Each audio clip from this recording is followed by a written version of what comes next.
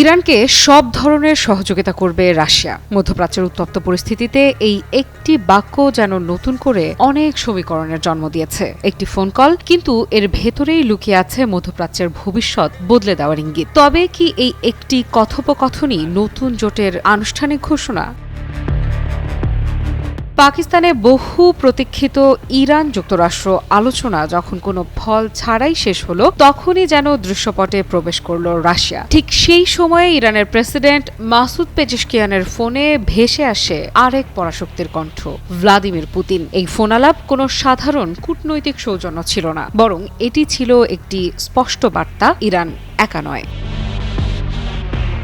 রুশ বার্তা সংস্থা ইন্টারফ্যাক্সের তথ্য অনুযায়ী পুতিন সরাসরি জানিয়ে দিয়েছেন, মধ্যপ্রাচ্যে শান্তি প্রতিষ্ঠায় রাশিয়া ইরানের পাশে থাকবে এবং প্রয়োজন হলে সব ধরনের সহযোগিতা দেবে। সব ধরনের, এই দুটি শব্দই এখন বিশ্লেষকদের আলোচনার কেন্দ্রে। ক্রেমলিনের বিবৃতিতে আরও বলা হয়েছে, পুতিন একটি রাজনৈতিক ও কূটনৈতিক সমাধান খুঁজে বের করতে প্রস্তুত, এমনকি তিনি নিজেই মধ্যস্থতাকারীর ভূমিকায় নামতে চান। কিন্তু বাস্তবতা হলো, যুক্তরাষ্ট্র যখন আলোচনার টেবিলে কাঙ্ক্ষিত ফল আনতে ব্যর্থ, তখন সেই শূন্যস্থান পূরণে এগিয়ে আসছে রাশিয়া। এটি কেবল সমর্থন নয়, এটি প্রভাব বিস্তারের এক নিখুঁত সুযোগ। বিশ্লেষকেরা বলছেন, এই মুহূর্তে ইরানকে পাশে পাওয়া মানে শুধু একটি দেশের সমর্থন নয়, বরং পুরো মধ্যপ্রাচ্যে একটি শক্তিশালী অবস্থান তৈরি করা। আর রাশিয়া সেই সুযোগ হাতছাড়া করতে চায় না। অন্যদিকে ইরানের জন্য এই ফোন কল একটি বড় বার্তা। যুক্তরাষ্ট্রের সঙ্গে আলোচনা ভেস্তে যাওয়ার পর একটি পরাশক্তির প্রকাশ্য সমর্থন তাদের কূটনৈতিক শক্তিকে কয়েক গুণ বাড়িয়ে দেয়। এখন বিষয়টা শুধু ইরান যুক্তরাষ্ট্র দ্বন্দ্বের সীমাবদ্ধ নেই, এখানে যোগ হয়েছে নতুন এক সমীকরণ, রাশিয়া ইরান ঘনিষ্ঠতা। এই সমীকরণ যত গভীর হবে, ততই জটিল হবে মধ্যপ্রাচ্যের রাজনীতি। সবচেয়ে গুরুত্বপূর্ণ বিষয় হলো সময় নির্বাচন। আলোচনা ব্যর্থ হওয়ার ঠিক পরেই এই ফোনালাপ যা ইঙ্গিত দেয়, এটি পূর্ব পরিকল্পিত কৌশলেরই অংশ হতে পারে। পুতিন ন্যায়সঙ্গত ও দীর্ঘস্থায়ী শান্তির কথা বলেছেন, কিন্তু এই ন্যায়সঙ্গত শব্দটি নিয়েই শুরু হয়েছে বিতর্ক। কার জন্য ন্যায়সঙ্গত, কোন শর্তে শান্তি? কারণ মধ্যপ্রাচ্যে শান্তির সংজ্ঞা কখনোই নিরপেক্ষ থাকে না, এটি সবসময় শক্তির ভারসাম্যের ওপর নির্ভর করে। এই ফোনালাপ কি নতুন শান্তির পথ খুলবে, নাকি এটি হবে আরও বড় শক্তির লড়াইয়ের সূচনা? কারণ ইতিহাস বলছে, যখন বড় শক্তিগুলো একে অপরের জায়গা নিতে চায়, তখন শান্তি শব্দটি অনেক সময়ই হয়ে ওঠে কৌশলের আড়াল। যুদ্ধের পর মাত্র 10 দিনের মাথাতেই কি ঘুরে দাঁড়াবে ইরান? কিন্তু কিভাবে সম্ভব? কারণ মার্কিন প্রেসিডেন্ট ডোনাল্ড ট্রাম্প তো দাবি করেছিলেন যে সাম্প্রতিক যুদ্ধে ইরানকে পঙ্গু করে দিয়েছে যুক্তরাষ্ট্র। তাহলে কি ইরানের শক্তি প্রসঙ্গে ট্রাম্প মিথ্যা কৌতুক রটাচ্ছেন? যদিও সাম্প্রতিক টানা 39 দিনের যুদ্ধে ইরানের ছোড়া ব্যালিস্টিক মিসাইল ও ড্রোনের রোশানলে পড়ে নাজেহাল অবস্থা হয়েছে মধ্যপ্রাচ্যে থাকা মার্কিন সামরিক ঘাঁটিগুলোর, যার ফলে কয়েক বিলিয়ন মার্কিন ডলার ক্ষতির মুখে পড়েছে যুক্তরাষ্ট্র। তবে কোন খাতে ঘুরে দাঁড়ানোর কথা বলছে ইরান? ক্ষেপণাস্ত্র বহরের দিক থেকে মধ্যপ্রাচ্যে যে সর্বোচ্চ স্থানে রয়েছে ইরান, সে সম্পর্কে যুদ্ধ শুরুর আগেই যুক্তরাষ্ট্রকে সতর্ক করেছিল পশ্চিমা বিশ্লেষকরা। তাই তো যুদ্ধের ময়দানে ইরানের ক্ষেপণাস্ত্র কেন্দ্রগুলোকেই টার্গেট করে বোমা হামলা চালায় যুক্তরাষ্ট্র ইসরায়েল। আর সেই হামলাগুলোর পর বহুবার মার্কিন প্রতিরক্ষা মন্ত্রী পিট হেগসেথ দাবি করেছিলেন যে ইরানের বেশিরভাগ ক্ষেপণাস্ত্র ভান্ডার মাটির গভীরে মিশে গেছে। কিন্তু সত্যি কি তাই? মার্কিন প্রতিরক্ষা মন্ত্রীর একটি বিষয় অবশ্য সত্য, মাটির গভীরেই রয়েছে ইরানের ক্ষেপণাস্ত্র ভান্ডার। তবে সেগুলো যুক্তরাষ্ট্রের হামলার কারণে নয়, বরং ইরান সেই অস্ত্রাগারগুলোকে ভূগর্ভেই প্রস্তুত রেখেছে, এমনটাই দাবি দেশটির সামরিক বাহিনীর। যুক্তরাষ্ট্রের শক্তিশালী বাংকার বাস্টার বোমাও যে ইরানের ভূগর্ভস্থ ক্ষেপণাস্ত্র কেন্দ্রগুলোর ক্ষতি করতে পারবে না, তা সাম্প্রতিক যুদ্ধের ময়দানের চিত্র থেকেই বোঝা গেছে। কারণ যুক্তরাষ্ট্র ইসরায়েলের সাথে যুদ্ধবিরতির পরপরই ইরান দাবি করে যে তাদের সামরিক বহরে এখনও প্রায় 15,000 মিসাইল মজুদ আছে, যেগুলো দিয়ে পুরো পারস্য উপসাগরীয় অঞ্চলকে আবারও কাঁপিয়ে তুলতে পারবে তেহরান। যদিও যুদ্ধের ময়দানে ইহুদিবাদীরা কেবল ইরানের ক্ষেপণাস্ত্র ভান্ডারগুলোকেই টার্গেট করেনি, পাশাপাশি যুক্তরাষ্ট্র ইসরায়েলের আগ্রাসনের শিকার হয়েছে ইরানের জ্বালানি তেল কেন্দ্রগুলোও। তবে এক্ষেত্রেও ব্যর্থ ইহুদিবাদীরা, কারণ ইরানের দাবি মাত্র 2 মাসের মধ্যে ক্ষতিগ্রস্ত তেল শোধনাগারগুলোর প্রায় 80%কে পূর্বের অবস্থায় ফিরিয়ে আনতে পারবে দেশটি। 12 এপ্রিল এক প্রতিবেদনে বিষয়টি নিশ্চিত করেছে ইরান ভিত্তিক সংবাদ মাধ্যম তাসনিম নিউজ এজেন্সি। শুধু তাই নয়, ইহুদিবাদীদের বুকে আগুন ধরানো আরেক তথ্য দিয়েছেন ইরানের national Iranian oil products distribution কোম্পানির প্রধান মোহাম্মদ সাদেক আজিমিফার। এ প্রসঙ্গে তিনি বলেছেন, মাত্র 10 দিনের মাথায় তেল শোধনাগারের কিছু অংশকে পুনরায় চালু করতে পারবে তেহরান, যার সাহায্যে পূর্বের ন্যায় উৎপাদনে যেতে পারবে ইরানের ওই তেল শোধনাগারগুলো। প্রশ্ন হলো, ইরানের বিরুদ্ধে যুদ্ধে তাহলে কি অর্জন করলো যুক্তরাষ্ট্র ইসরায়েল? কি বুঝলেন ভাই? অনলি যেটাই চাই।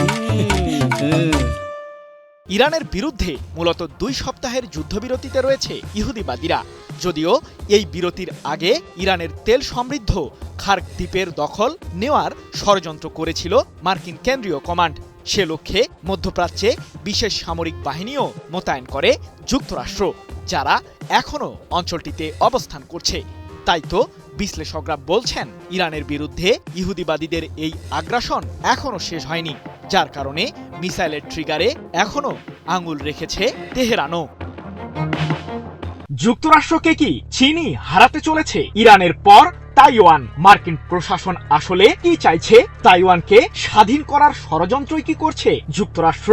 যদিও এ বিষয়ে কড়া অবস্থানে প্রেসিডেন্ট শি জিনপিং এর নেতৃত্বাধীন চীন সরকার তাইওয়ানের স্বাধীনতাকে সহ্য না করার হুঁশিয়ারি দিয়েছেন চীনের প্রেসিডেন্ট। সেই সাথে এই ইস্যুতে যুক্তরাষ্ট্রের হস্তক্ষেপকে মোকাবিলা করারও হুমকি দিয়েছে চীন। কিন্তু প্রশ্ন হলো, তাইওয়ানকে ঘিরে এত মাথা ব্যথা কেন মার্কিন প্রশাসনের? আর চীনই বা কেন বিষয়টিকে নিয়ে এতটা তৎপর? ইরানের বিরুদ্ধে যুদ্ধ বাঁধিয়ে চীনের উপরই যে এক প্রকার চাপ তৈরি করতে চায় যুক্তরাষ্ট্র, এমন শঙ্কার কথাই বারবার স্মরণ করিয়ে দেন বিশ্লেষকরা। কারণ মধ্যপ্রাচ্য থেকে মার্কিনী প্রভাবকে উৎখাত করতে চায় চীন সরকার। সে লক্ষ্যে তেহরানের সাথে অটুট বন্ধুত্ব বজায় রেখে আসছে বেইজিং। ইরানের জ্বালানি তেলের একটি বড় অংশ যায় চীনে, যার বিনিময়ে বেইজিং এর কাছ থেকে মিসাইল তৈরির প্রয়োজনীয় উপকরণ পায় তেহরান, এমন দাবি পশ্চিমা বিশ্লেষকদের। এমনকি সাম্প্রতিক যুদ্ধের মাঝেও চীনের কাছে গুরুত্বপূর্ণ সহায়তা পেয়েছে ইরান, এমন তথ্য উঠে এসেছে আন্তর্জাতিক সংবাদ মাধ্যমের প্রতিবেদনে। তবে ইরানের উপর আগ্রাসন চালিয়েও সফল হতে পারেনি যুক্তরাষ্ট্র, যার প্রমাণ এরই মধ্যে পেয়েছে মার্কিন প্রশাসন। যদিও মধ্যপ্রাচ্যে নিজেদের বলয়ে এমন নড়বড়ে অবস্থার মাঝেও থেমে নেই যুক্তরাষ্ট্রের ষড়যন্ত্রের ছক আঁকা। চীনকে দমানোর ফাঁদ হিসেবে তাইওয়ানকে সামরিক খাতে সহযোগিতা করছে ওয়াশিংটন, ঠিক যেমনটি মধ্যপ্রাচ্যে ইসরায়েলিদের করে আসছে যুক্তরাষ্ট্র, এমনটাই দাবি সমরবিদদের। কিন্তু তাইওয়ানের উপর ভর করে চীনের প্রকৃত শক্তিকে কি ঘায়েল করতে পারবে হোয়াইট হাউস? তাইওয়ানের কাছে সামরিক রসদ পাঠিয়ে দ্বীপটিকে চীন থেকে স্বাধীন করার ষড়যন্ত্র করছে যুক্তরাষ্ট্র, এমন অভিযোগ বহুদিন ধরেই করে আসছে বেইজিং। তবে মার্কিনীদের এই প্রচেষ্টাকে যে সহ্য করবে না চীন, এমনটি আবারও স্মরণ করিয়ে দিয়েছেন প্রেসিডেন্ট শি জিনপিং। তাইওয়ানের বিরোধী দলীয় নেত্রী ও কুওমিন্তাং দলের প্রধান চেং লি উনের সাথে বৈঠকে চীনের প্রেসিডেন্ট বলেছেন, আজকের বিশ্ব পুরোপুরি শান্তিতে নেই, শান্তি এখন মহামূল্যবান। তাইওয়ান প্রণালীতে শান্তি বিঘ্নিত হওয়ার প্রধান কারণ হলো দ্বীপটির স্বাধীনতা অর্জনের অপচেষ্টা, যা চীন কোনোভাবেই সহ্য কিংবা সমর্থন করবে না। এক প্রতিবেদনে এমন তথ্যই জানিয়েছে ব্রিটিশ বার্তা সংস্থা রয়টার্স। আমি ভরসা রাখি হিরন স্মার্ট ওয়াটার পিউরিফায়ারে। চীন বহুদিন ধরেই তাইওয়ান দ্বীপটিকে নিজেদের ভূখণ্ড হিসেবে দাবি করে আসছে, এমনকি সাম্প্রতিক সময়ে নিজেদের উপকূলীয় অঞ্চলে সামরিক মহড়া প্রদর্শনের মাধ্যমে তাইওয়ানের উপর চাপও বাড়িয়েছে বেইজিং।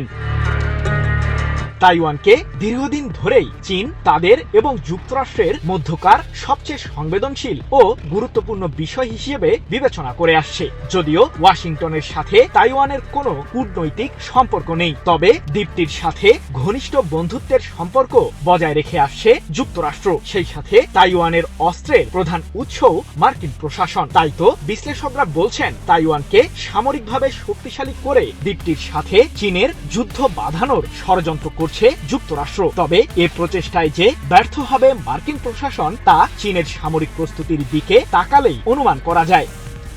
মধ্যপ্রাচ্যে যুক্তরাষ্ট্র ও ইসরায়েলের বিরুদ্ধে যুদ্ধে ইরানের শক্তিশালী প্রতিরোধ দেখেছে পুরো বিশ্বকে অবাক করে দিয়ে যুক্তরাষ্ট্র ও ইসরায়েলকে রীতিমতো নাস্তানাবুদ করে ছাড়ে ইরান। ফলে বিশ্বজুড়ে প্রশ্ন ওঠে, ইরানের এ শক্তির উৎস আসলে কি? যুক্তরাষ্ট্রের বিরোধিতা ইসলামী প্রজাতন্ত্র ইরানের একটি নীতিগত বিষয়। 1979 সালের ইসলামী বিপ্লবের পর থেকেই মার্কিন যুক্তরাষ্ট্রকে একটি শয়তানি শক্তি হিসেবে আখ্যায়িত করে এসেছে দেশটির সর্বোচ্চ নেতৃত্ব। আর তাই যুক্তরাষ্ট্রের সাথে বিরোধের বিষয়টি নিয়ে ইরান অনেক আগে থেকেই সচেতন। আর এই কারণে দীর্ঘ 4 দশকেরও বেশি সময় ধরে নানা প্রস্তুতি সেরেছে ইরান। ইরান জানত তাকে এক সময় না এক সময় যুক্তরাষ্ট্র ও ইসরায়েলের আগ্রাসনের মুখোমুখি হতেই হতো, নয়তো উপসাগরীয় অন্যান্য দেশের মতো মাথা নিচু করে যুক্তরাষ্ট্র ও ইসরায়েলের অনুগত হয়ে থাকতে হতো, যেখানে তাদের কথায় উঠতে ও বসতে হতো এবং ইরানের নিজেদের কোনো মর্যাদা থাকতো না। কিন্তু অত্যন্ত মর্যাদা সম্পন্ন এবং উচ্চ সংস্কৃতি ও ঐতিহ্য এর অধিকারী দেশ ইরানের পক্ষে তা মানা কখনোই সম্ভব ছিল না। কূটনীতির ভাষায় একটা কথা খুবই প্রচলিত, আর তা হলো আমার শত্রু আমার বন্ধু। ইরান জানতো বিশ্বের পরাশক্তি যুক্তরাষ্ট্রের সাথে তারা একা পেরে উঠবে না, আর তাই বিশ্বের আরেক পরাশক্তি চীনের সাথে জোট বাঁধে ইরান। চীনের সহায়তায় আর দেশটির নিজস্ব একাগ্রতায় আধুনিক মরণাস্ত্র তৈরি আর প্রযুক্তিগত উৎকর্ষতা সাধন করে ইরান সেই সাথে দীর্ঘদিনের বাধা বিপত্তির মাঝেও বেঁচে থাকার সক্ষমতা অর্জন করে ইরানিরা। যুক্তরাষ্ট্র ও ইসরায়েলের বিরুদ্ধে সাম্প্রতিক যুদ্ধেও ইরান তার সে সক্ষমতা দেখায়। যুক্তরাষ্ট্র ও ইসরায়েলের আগ্রাসনের জবাবে পাল্টা হামলা চালিয়ে দেশ দুটির বিভিন্ন স্থাপনা ও অবকাঠামোকে ধ্বংসস্তূপে পরিণত করে ইরান। কেবলমাত্র ক্ষেপণাস্ত্র আর ড্রোন দিয়েই শক্ত প্রতিরোধ গড়ে তোলে তারা। আর এ যুদ্ধে ইরানকে নানাভাবে সহায়তা করে দূরপ্রাচ্যের দেশ চীন। বিভিন্ন আন্তর্জাতিক মিডিয়ায় যুক্তরাষ্ট্র ও ইসরায়েলের বিরুদ্ধে যুদ্ধে ইরানকে চীনের সহায়তার বিষয়টি উঠে আসে। স্যাটেলাইট তথ্য, আধুনিক অস্ত্রশস্ত্র ও প্রযুক্তিগত সহায়তা সহ নানাভাবে ইরানকে সহায়তা করে চীন। চীনের এ সহযোগিতায় যুদ্ধে দীর্ঘ সময় ধরে শক্ত প্রতিরোধ বজায় রাখে ইরান। ফলে আর কোনো উপায় না দেখে শেষমেশ যুদ্ধবিরতির জন্য মরিয়া হয়ে ওঠে যুক্তরাষ্ট্র। অবশেষে ইরানের দেয়া যুদ্ধবিরতির শর্ত নীতিগতভাবে মেনে নিয়ে যুদ্ধবিরতিতে যায় যুক্তরাষ্ট্র। এবার যুদ্ধবিরতির মাঝেও ইরানকে চীনের নতুন অস্ত্র সরবরাহের তথ্য উঠে আসে বিভিন্ন আন্তর্জাতিক গণমাধ্যমে। মার্কিন গোয়েন্দা তথ্যের আলোকে এমন তথ্য জানায় মার্কিন সংবাদ মাধ্যম CNN, আর এর বিস্তারিত তুলে ধরে তুরস্কের সংবাদ মাধ্যম আনাদোলু এজেন্সি। প্রতিবেদনে দাবি করা হয়, যুদ্ধবিরতির সুযোগ নিয়ে নিজেদের অস্ত্রভান্ডার পুনরায় শক্তিশালী করার চেষ্টা করছে ইরান, আর এ কাজে ইরানকে সহায়তা করছে শি জিনপিং এর দেশ চীন। প্রতিবেদনে বলা হয়, যুক্তরাষ্ট্র যদি আবারও যুদ্ধবিরতি ভেঙে ইরানে হামলার চেষ্টা করে, তবে ইরান যাতে আবারও শক্তিশালী প্রতিরোধ গড়ে তুলতে পারে সে কারণেই চীনের এ চেষ্টা। তবে ওয়াশিংটনে চীনা দূতাবাসের এক মুখপাত্র এই অভিযোগ অস্বীকার করেন। বিশেষজ্ঞদের মতে ভবিষ্যৎ যে কোনো সংঘাতের জন্য নিজেকে আরও প্রস্তুত করে তুলতে চাইছে ইরান, আর দীর্ঘমেয়াদী ভূরাজনৈতিক স্বার্থের কথা বিবেচনা করে ইরানকে এক্ষেত্রে সহায়তা করছে চীন। ইরানের মূল শক্তি আসলে কোথায়? ক্ষেপণাস্ত্র, ড্রোন, নাকি পারমাণবিক কর্মসূচি, নাকি এর বাইরেও আছে আরও বড় কোনো শক্তি যা পুরো বিশ্বকে নাড়িয়ে দিতে পারে? 2 সপ্তাহের ভঙ্গুর যুদ্ধবিরতি, বৈশ্বিক বাজারে অস্থিরতা আর সমুদ্র পথে আটকে থাকা তেলবাহী জাহাজ, সব মিলিয়ে একটি নতুন বাস্তবতা স্পষ্ট হয়ে উঠছে। এই বাস্তবতায় ইরানের শক্তি আর শুধু অস্ত্রের ভেতর সীমাবদ্ধ নেই। বিশ্লেষকেরা বলছেন ইরানের আসল শক্তি এখন তার ভৌগোলিক অবস্থান। বিশ্বের জ্বালানি সরবরাহের সবচেয়ে গুরুত্বপূর্ণ রুটগুলোর একটি হরমুজ প্রণালী, আর এর ওপর প্রভাব বিস্তারের ক্ষমতা ইরানকে এমন এক অবস্থানে নিয়ে গেছে যেখানে চাইলে তারা সরাসরি যুদ্ধ ছাড়াই বিশ্ব অর্থনীতিতে কাঁপন তুলতে পারে। প্রতিদিন বিশ্বের মোট তেল সরবরাহের প্রায় 1/5 এই প্রণালী দিয়ে যায়। সৌদি আরব, ইরাক, সংযুক্ত আরব আমিরাত, কাতার সব বড় রপ্তানিকারক দেশের জন্য এটি বাণিজ্যিক জীবনরেখা, আর এই জীবনরেখার কাছেই দাঁড়িয়ে আছে ইরান। সাম্প্রতিক উত্তেজনায় যখন এই পথ আংশিকভাবে বাধাগ্রস্ত হয়েছে, তখনই বিশ্ববাজারে তেলের দাম হঠাৎ বেড়ে গেছে। বহু দেশ তাদের কৌশলগত মজুদ ব্যবহার করতে বাধ্য হয়েছে। প্রশ্ন উঠেছে, এটাই কি ইরানের প্রকৃত শক্তি? যুদ্ধবিরতির প্রেক্ষাপটেও এই চিত্র বদলায়নি। ডোনাল্ড ট্রাম্প কঠোর সতর্কবার্তা দেওয়ার পরও শেষ পর্যন্ত বড় সংঘাত এড়ানো গেছে। কিন্তু তার পেছনে কি কাজ করছে শুধু কূটনীতি নাকি ভূগোল নির্ভর চাপ? বিশ্লেষকদের মতে ইরান সরাসরি বড় সামরিক হামলা না চালিয়ে একটি ভিন্ন পথ বেছে নিয়েছে, কৌশলগত চাপ সৃষ্টি। শুধু হরমুজ নয়, আরেকটি গুরুত্বপূর্ণ পথ বাব আল মান্দেব, যা লোহিত সাগর ও সুয়েজ খালের প্রবেশদ্বার। এই পথেও প্রভাব বিস্তারের সক্ষমতা রয়েছে ইরানের মিত্রদের মাধ্যমে। এই দুই রুট একসঙ্গে প্রভাবিত হলে কি হতে পারে সেটা কল্পনা করলেই বোঝা যায়। এশিয়া থেকে ইউরোপ পুরো বাণিজ্য ব্যবস্থাই বড় ধাক্কা খেতে পারে। ইতোমধ্যেই বড় বড় শিপিং কোম্পানি তাদের রুট পরিবর্তন করেছে। কোথাও কোথাও চলাচল বন্ধ হয়ে গেছে, জাহাজ আটকে আছে, নাবিকেরা অপেক্ষা করছে নিরাপদ পথের জন্য। এক ধরনের অচলাবস্থা তৈরি হয়েছে। এই পরিস্থিতিতে অনেক বিশ্লেষক ইরানের কৌশলকে বলছেন ভূগোল নির্ভর শক্তি, অর্থাৎ অস্ত্র ছাড়াও শুধু অবস্থান দিয়েই চাপ সৃষ্টি করার ক্ষমতা। আর এখানেই ইরান এগিয়ে, কারণ পারমাণবিক অস্ত্র তৈরি করা এক ধরনের শক্তি, কিন্তু বৈশ্বিক অর্থনীতিকে মুহূর্তে নাড়িয়ে দেওয়ার ক্ষমতা সেটি আরও বড় বিষয়। একজন সাবেক ইসরায়েলি উপদেষ্টার ভাষায়, এই সংঘাতে ঘোষিত বড় লক্ষ্যগুলোর কোনোটি পুরোপুরি অর্জিত হয়নি। সরকার পরিবর্তন হয়নি, পারমাণবিক কর্মসূচি বন্ধ হয়নি, ক্ষেপণাস্ত্র সক্ষমতাও কমেনি, বরং কৌশলগতভাবে ইরান একটি সুবিধাজনক অবস্থানে রয়েছে। যুদ্ধবিরতির শর্ত বিশ্লেষণ করলেও দেখা যায় যুক্তরাষ্ট্র উত্তেজনা কমাতে রাজি হয়েছে, কিন্তু ইরান তার প্রভাব ধরে রেখেছে গুরুত্বপূর্ণ জলপথে। এমনকি এই রুটে চলাচলকারী জাহাজ থেকে টোল বা ফি আদায়ের সম্ভাবনাও তৈরি হয়েছে, যা ভবিষ্যতে ইরানের অর্থনৈতিক ও সামরিক সক্ষমতা আরও বাড়াতে পারে। ইরানের আসল শক্তি তাহলে কি? ক্ষেপণাস্ত্র, পারমাণবিক কর্মসূচি, নাকি এমন একটি অবস্থান যা দিয়ে পুরো বিশ্বের অর্থনীতিকে নিয়ন্ত্রণে রাখা যায়? উত্তর হয়তো একটাই, ইরানের সবচেয়ে বড় শক্তি তার অস্ত্র নয়, তার অবস্থান। কারণ যুদ্ধের ভবিষ্যৎ বদলে যাচ্ছে, যেখানে বোমা নয় বরং মানচিত্রই নির্ধারণ করছে শক্তির ভারসাম্য। ইরান যুদ্ধের পর পাকিস্তানেও কি হেরে গেল যুক্তরাষ্ট্র? এখন ইরানের প্রতিক্রিয়া ঠিক কেমন হবে? তাহলে কি হরমুজ প্রণালীতে টোল আদায় কার্যকর করতে যাচ্ছে ইরান? ফলশূন্য হাতে ফিরে মার্কিনীদের কি জবাব দেবে ভাইস প্রেসিডেন্ট জেডি ভ্যান্সের নেতৃত্বাধীন যুক্তরাষ্ট্রের প্রতিনিধি দল? কারণ সাম্প্রতিক যুদ্ধে মধ্যপ্রাচ্যে থাকা মার্কিন সামরিক বাহিনীর কোমর রীতিমতো ভেঙে দিয়েছে ইরান, এমনটাই দাবি বিশ্লেষকদের। যুদ্ধের ময়দানেও ইরানের বিরুদ্ধে কোনো লক্ষ্যই পূরণ করতে পারেনি যুক্তরাষ্ট্র। তাহলে কি যুদ্ধবিরতির শর্ত ভঙ্গ করে ইরানের বিরুদ্ধে আবারও ঝাঁপিয়ে পড়বে মার্কিন সেনারা, নাকি পরিস্থিতি আরো ভিন্ন দিকে মোড় নেবে? যুদ্ধের ময়দানে ইরানের বিরুদ্ধে লড়তে যখন হিমশিম অবস্থায় পড়েছিল যুক্তরাষ্ট্র, ঠিক তখনই বাধ্য হয়ে যুদ্ধবিরতিতে যায় মার্কিন প্রশাসন। যুক্তরাষ্ট্রের প্রেসিডেন্ট ডোনাল্ড ট্রাম্প ভেবেছিলেন আলোচনার টেবিলে হয়তো ইরানকে ঘায়েলে সফল হবে মার্কিন প্রতিনিধিরা। হরমুজ প্রণালীর দখল এবং ইরানের ক্ষেপণাস্ত্র ও পারমাণবিক কর্মসূচি পুরোপুরি বন্ধ করতে সফল হবে যুক্তরাষ্ট্র। কিন্তু ঘটল তার ঠিক উল্টোটা। বহু আশা নিয়ে 11 এপ্রিল পাকিস্তানে আসেন মার্কিন ভাইস প্রেসিডেন্ট জেডি ভ্যান্স, ট্রাম্পের জামাতা জ্যারেড কুশনার ও মধ্যপ্রাচ্য বিষয়ক যুক্তরাষ্ট্রের বিশেষ দূত স্টিভ উইটকফ। মার্কিন এই প্রতিনিধি দলটির সাথে সরাসরি বৈঠকের জন্য ইরানের পার্লামেন্ট স্পিকার মোহাম্মদ বাঘের গালিবাফ ও দেশটির পররাষ্ট্রমন্ত্রী আব্বাস আরাকচিও ইসলামাবাদে যান। সেখানে টানা 21 ঘণ্টা বিভিন্ন ইস্যুতে ইরানের সাথে আলোচনা করে যুক্তরাষ্ট্র।